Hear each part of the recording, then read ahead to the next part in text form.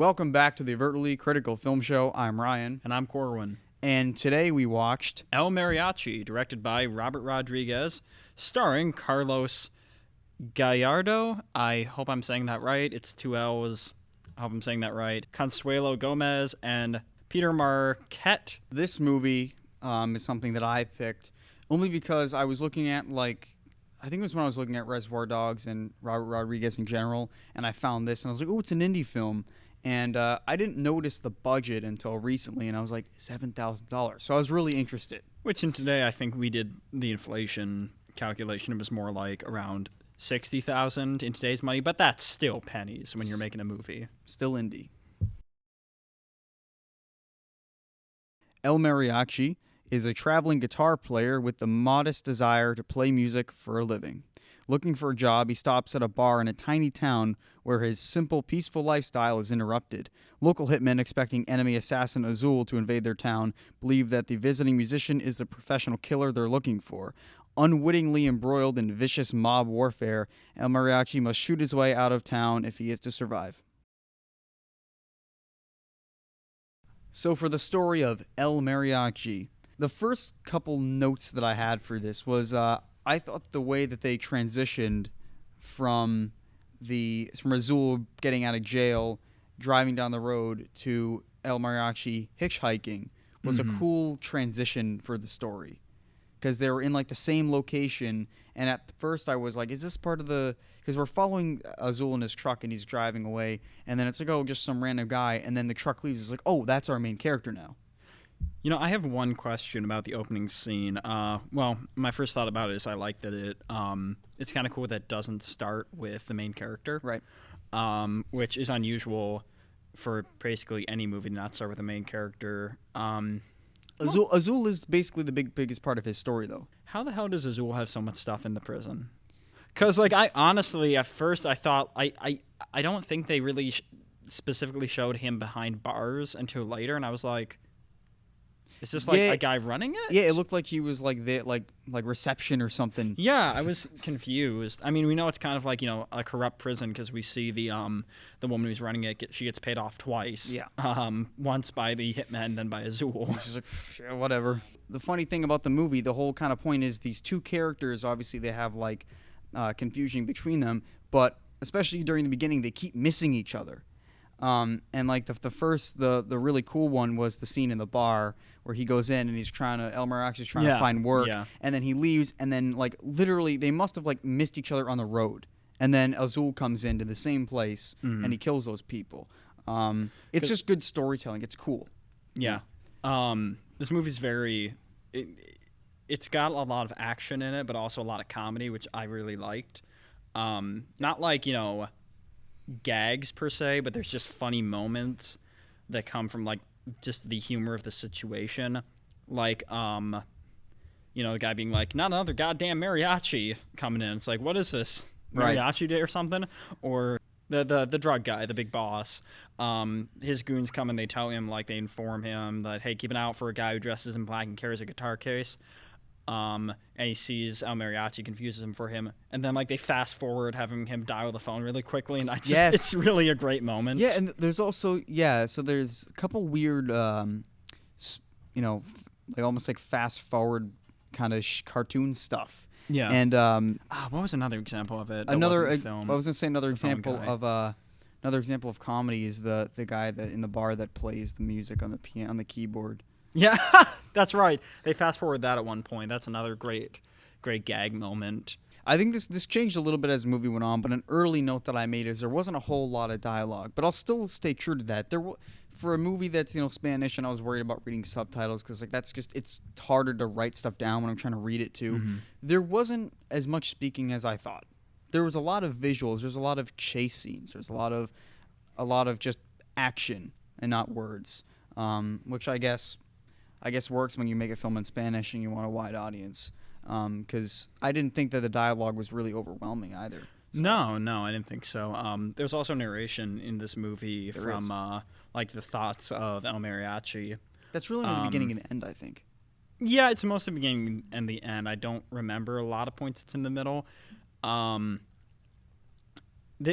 as like an overall thought about the plot of this movie and the story, it almost like feels like kind of walks the line between being a very like realistic movie, just in like the way it's shot and the like sort of the story and the setting, but also there's a lot of elements that make this movie feel kind of like a legend, almost like a myth.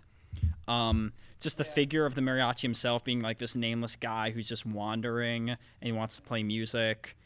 The narration and also like the bit with the turtle and the dream sequences that reoccur. I think there's 3 in total, rule of 3. So there's an interesting point about that, which is a note that I wrote, but this will be interesting, is I kind of write, by the end of the movie, he ends up kind of becoming the guy that they were confusing him with, because he takes his case. So it makes you wonder if it's a legend kind of thing. We don't know how Azul started. Exactly. We don't know. Maybe he was a fucking mariachi. You know, that would explain why the hell does Azul carry a guitar case right, because, around? I mean, he really had no other reason to. I didn't think as much about the parallels between Azul and the mariachi. But you're absolutely right there. We both know that they're both people who end up getting screwed over by Mako. The last thing about story that I'll get into are the dream sequences, because to me it was like really interesting, because usually when you have a dream sequence like that, it's going to foreshadow something, and I really thought, so we see like this kid playing with like I think he's like dribbling a ball or something, and then we see this like head that gets cut off, and then he walks a very cartoony head. Oh my god. He walks through like the same door. My initial thought was that in the end of the movie we do actually see the kid when they're trying to take El Mariachi to Mauricio's like ranch. That's right, we do see the kid. We see the kid, and I'm thinking, is he gonna die? Is he gonna get his head cut off? And that never really happens. I was wondering what that was foreshadowing, because to me it didn't really foreshadow anything. There's a couple of details I noticed with the dreams. One is that 2 of them, he looks at a like. There's that thing on the wall of like the 2 swords and the flail, like the mace. Yeah, which was in his hotel. Which we see, it's in the first hotel, and then we also see it in the room with Domino in Domino's bar, and they both sort of come before his dreams. Right. And I was like, what does that have to do with it? But then they don't really explain that. The only time the flail is ever used is he uses the chain of the flail to like zip line to get away from the goons. Right. The other thing I noticed about the dreams is the prison door, which the only thing I can think of that having to relate with the rest of the story is the fact that Azul started in a jail, and maybe another way to connect the 2 characters. Could be like a parallel life kind of legend remembrance thing. Maybe. I honestly, it just kind of feels like flavor to me more than anything else. It's not a very long movie. It moves pretty fast, and I didn't ever feel like... Actually, there was one point where I think we both had the same realization where I moved my mouse and I was like, 29 minutes left? Yeah. I was like, what? I think it's when like he's leaving to go get his to go out to buy a guitar or something. I don't remember, but I think it was when Azul took his case accidentally. Yes. Yeah, he's leaving out, we're like, wow, we only have like a half hour left. Yeah. Because it's well paced. Yeah, it moves fast. And I also like that there's some breathing room in this story. It's really not all action, and a lot of that comes down to, I think, the budget. They have to get very like choppy on some of the action scenes, like especially the gunshots, because you're limited by your effects. Your effects are limited by your budget, what you can do. I think it works. I didn't find it jarring, but there's a lot of just talking and a lot of just kind of calm parts. My favorite moment of that is when he's playing the guitar in Domino's bar. One of only 2 times we've seen him actually play a song. It's really nice because we get to see the mariachi be a mariachi, and it's like it's a really great moment to build the chemistry between Domino and him. Let's talk about the ending, because a lot happens in the end. So obviously there's mix-up with like Mariachi and Azul. Then they all end up at the ranch because there's just like confusion, and then Azul takes Domino there, and then Domino knows Mauricio. But basically what happens is she dies. Yeah, it's a little sad, but it's kind of the feel of the movie. I kind of thought El Mariachi was going to die in this movie, honestly. Not just because of the dream foreshadowing, but also because I know he's recast in later movies. So I was like, is it just a different person? Because I think Antonio Banderas plays El Mariachi in Desperado. Oh, I'd watch that. So, I'd watch that in a heartbeat. it's just interesting that choice to keep him alive. But anyway, what happens to his hand? I'm going to backtrack a little bit because to me, I knew he wasn't going to die because it felt like this was the start of a legend of a character. That mythical feel. It's like they're not going to kill him at the end of this. This isn't. This is the start of a story. This is not of a greater story. This is not this character's end.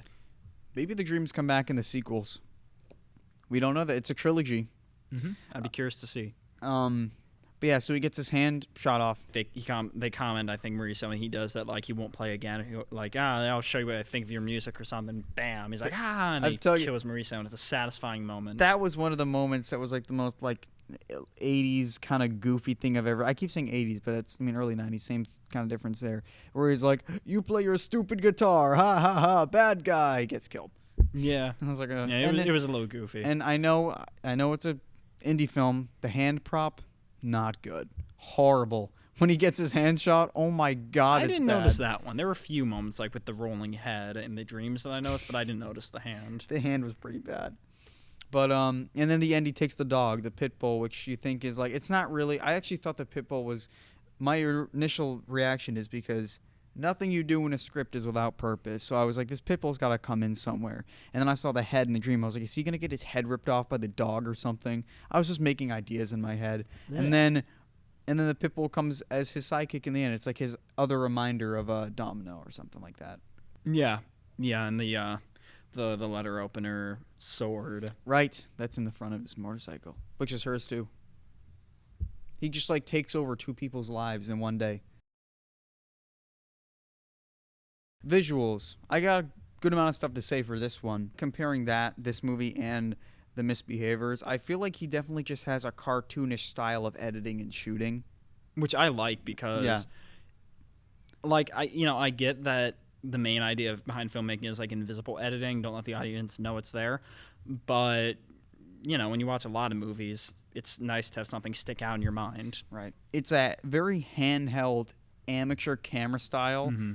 But it's very unique. A lot of like very obvious like push it. It's almost like very like early internet kind of stuff. It's like very like push in camera angles. A lot of really wide angle lenses in this movie. I noticed, especially with a lot of those like. I think one scene in particular is like the editing in the keyboard guy scene, but there's many others where just like the camera moves a lot. Like you can tell that Rodriguez is probably holding it and just. Yeah, to me, it's the most noticeable in the beginning. I think all of the shots of the beginning are handheld, at least it looked like to me. Or we just got used to it. True. Some of them are very noticeably handheld, and some of them are very subtle. Just the grainy look of the film, which is probably just budget again, that kind of lends that real feeling to it. To the movie, as well as in the story, all these very normal characters put next to these like very filmic characters just makes the movie feel grounded in moments where it feels almost surreal or fantastical. Legendary, mythical is a better word. A lot of what I noticed were a lot of high angles and low angles in that start. Yeah, mostly extreme low angles throughout the movie there were, and I'm thinking, like, not only is that good to, like, make these people seem like powerful figures, but also, from a budgetary standpoint... There's a lot of scenes in the city streets and them running through the city. The editing on those scenes were very good because they did use some telephoto lenses in this. Because there's so much movement, the cuts are almost invisible in those chase scenes. Mm-hmm. When he's running from Mauricio's goons...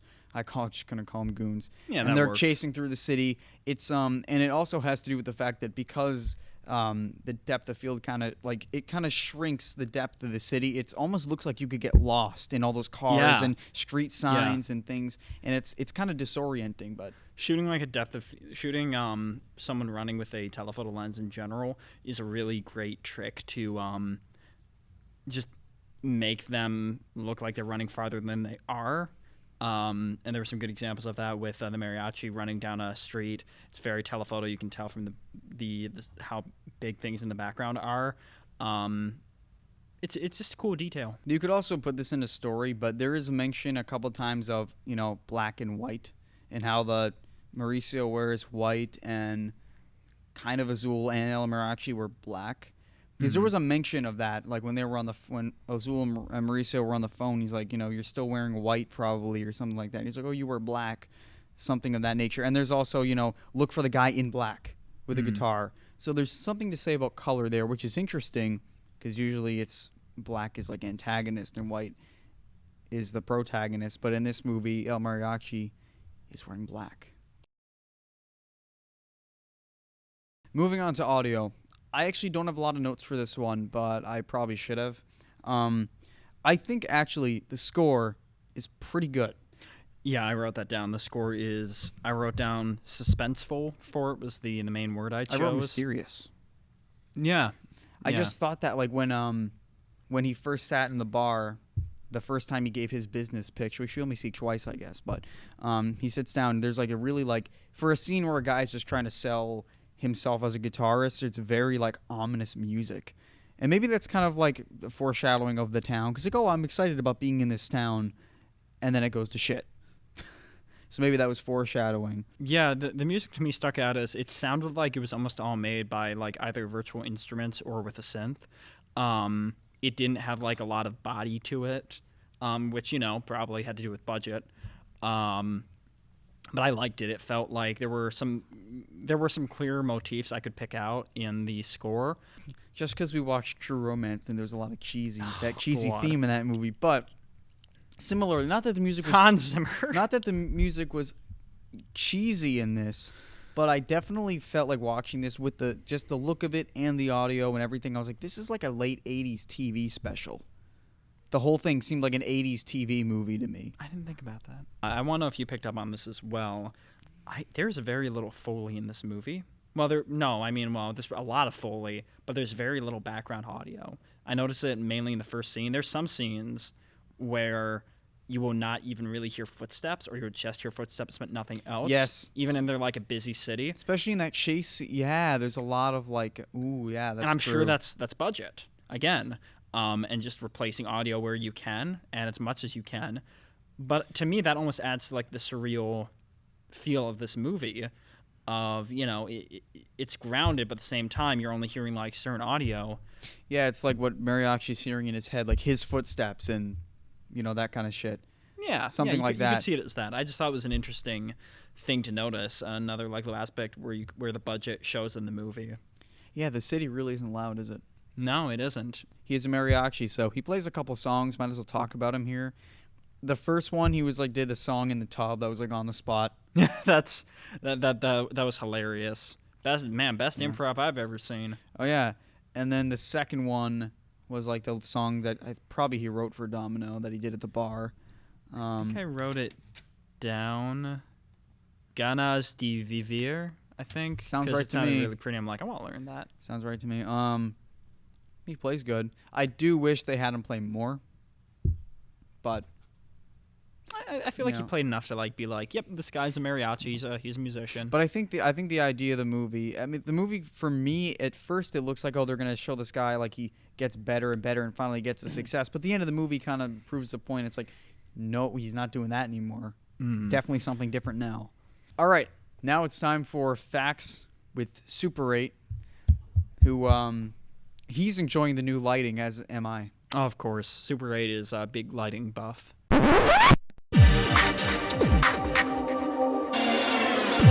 Robert Rodriguez was producer, director, writer, special effect man, etc. The only job he didn't do was act, as there would be no one else to operate the camera. For the moving camera shots, Robert Rodriguez sat in a broken hospital wheelchair and was pushed around. No storyboards exist for the film, as Robert Rodriguez had no other crew members to show them to. Quentin Tarantino had his debut, Reservoir Dogs, the same year as Robert Rodriguez's debut, El Mariachi. Since then, they have collaborated on numerous projects. Robert Rodriguez said he made the movie to practice. The title was not translated for the American release, as it was felt not many people would be interested in an action film titled The Guitar Player. The mariachi's line, Free Coconuts, was added later after Robert Rodriguez realized they didn't show him paying for the coconut. Thank you, Super 8, for those wonderful facts. I am smarter now. Insightful as always. And we can get into our favorite moment. I'll let you go first. So my favorite scene in this movie had to be the bathtub scene. That was so damn funny to me, but it's also it's tense. It's got good editing, great acting. It builds the chemistry between Domino and the mariachi.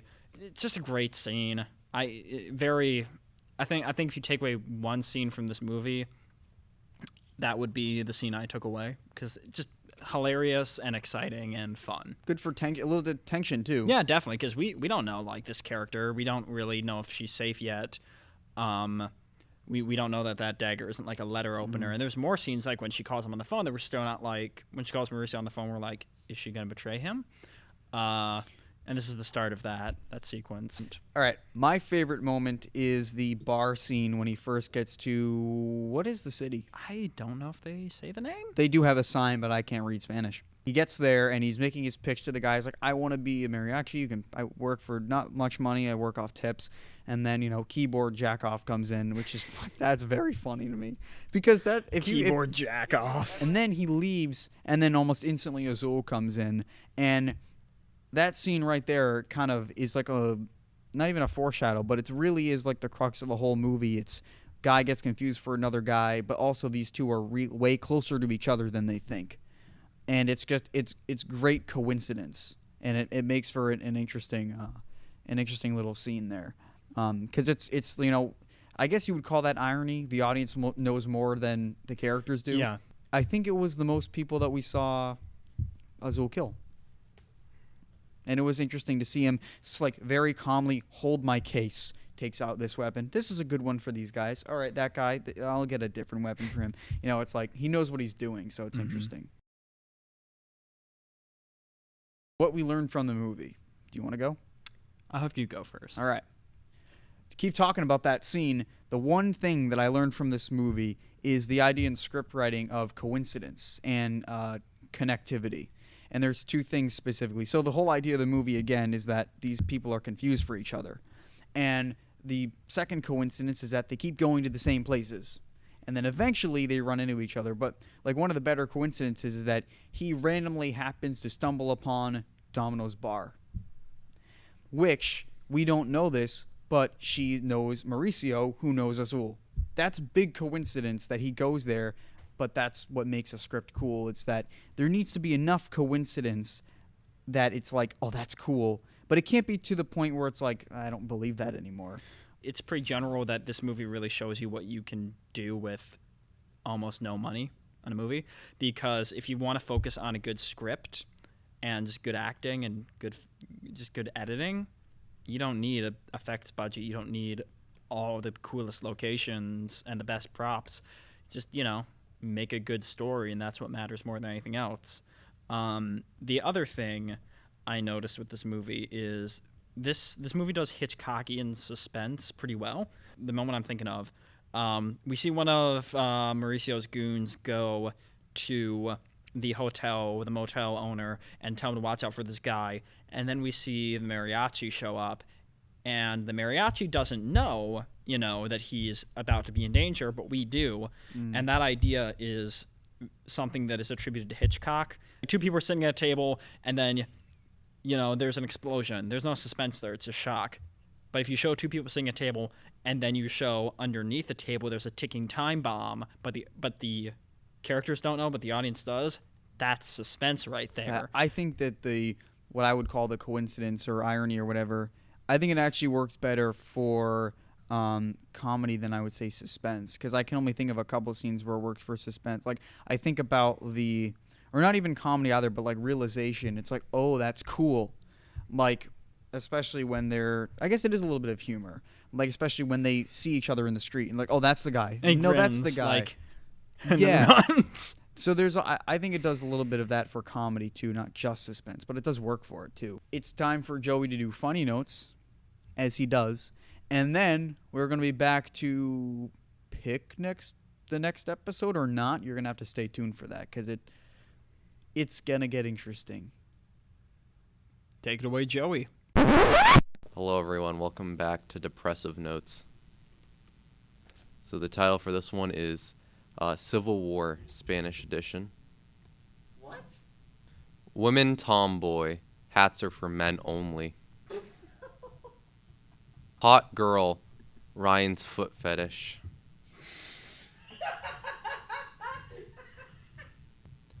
PETA turtle is scared. Woman has good foot action, monkey. Music transcends English subtitles. Yes. A true man knows the weight of his guitar.